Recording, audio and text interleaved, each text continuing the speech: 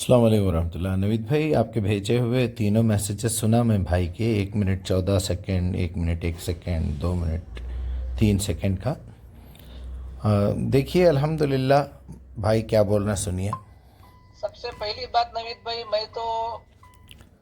اتنا بڑا عالم نہیں ہوں کہ کسی عالم کا جواب دے سکوں، اس کے گفتگو کے آگے میں کچھ گفتگو کر سکوں، اتنی تو میرا اوقات نہیں ہے۔ ہاں، اس آڈیو میں مجھے چند چیزیں سمجھ میں آئی جو میں بولنا چاہتا ہوں۔ اس آڈیو میں جو بولا گیا ہے، کون صاحب بولی معلوم نہیں، ان کا زیادہ تر فوکس کیا ہے، صرف قرآن پہ ہے، یعنی صرف قرآن کو فالو کرو، صرف قرآن پڑھو۔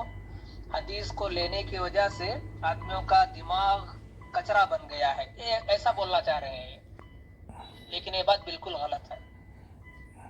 ہمیں قرآن کے ساتھ حدیث کو بھی فالو کرنا ضروری ہے، اسی وقت ہمارا ایمان، ہمارا اسلام کامل ہوگا۔ اللہ کے رسول خاص کر بولے ترکت فیکم امرین، 2 چیزیں میں چھوڑ کر جا رہا ہوں، لن تضلوا ما تمسکتم بہما، کتاب اللہ و سنتی، یعنی جب تک ان 2 کو تم تھامو گے گمراہ نہیں ہوگے، اللہ کی کتاب اور میری سنت، میری حدیث۔ یہ صاف بات ہے، یہ بالکل۔ چلیے، بھائی نے پہلے ہی اقرار کر لیا، اب ان پہ کوئی قانونی گرفت نہیں ہو سکتی، کوئی ان کی بات کو اہمیت دینے کی بھی ضرورت نہیں ہے، کیونکہ انہوں نے خود اقرار کر لیا کہ میں کوئی عالم نہیں ہوں، میں ناچیز کسی عالم کا جواب نہیں دے سکتا۔ یہ طریقہ جو ہے نا، یہ بریلویوں کا پرانا طریقہ ہے، اس کے بعد دیوبندیاں بھی سیکھ لیے، اس کے بعد ہمارے اہل حدیث بھائی بھی سیکھ لیے۔ پہلے اپنے آپ کو گرا کے بات کرو، مجھے کچھ نہیں معلوم، حالانکہ اتنا اچھا پڑھے وہ روایت کو، مجھے بڑی خوشی ہوئی سن کے ترکت فیکم امرین،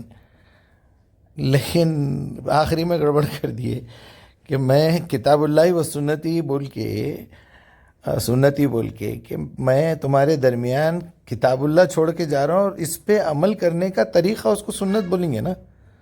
کامن سینس کی بات ہے، تھوڑی سی عقل رکھنے والا 2nd 3rd class 5th class کا بچہ بھی بول سکتا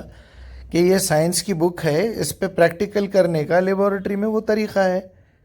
سائنس باہر بھی بہت ہے،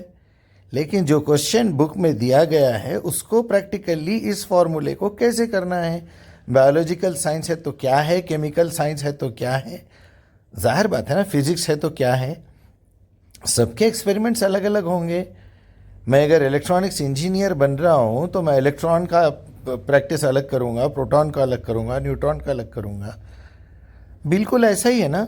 قرآن میں پہلے حکم ہونا، اس کے بعد ہم یہ دیکھنا کہ اس عمل کو، اس میں سے بھی اعمال کو الگ کرنا، عقائد کو الگ کرنا، ممنوعات کو الگ کرنا، جس میں احکام ہیں اس کو الگ کر کے، احکام میں سے پھر پازیٹیوز جتنے ہیں، ایسا کرو، ایسا کرو، ایسا کرو،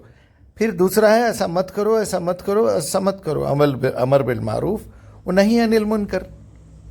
ان الصلاۃ تنہی عن الفحشاء والمنکر جو ہے،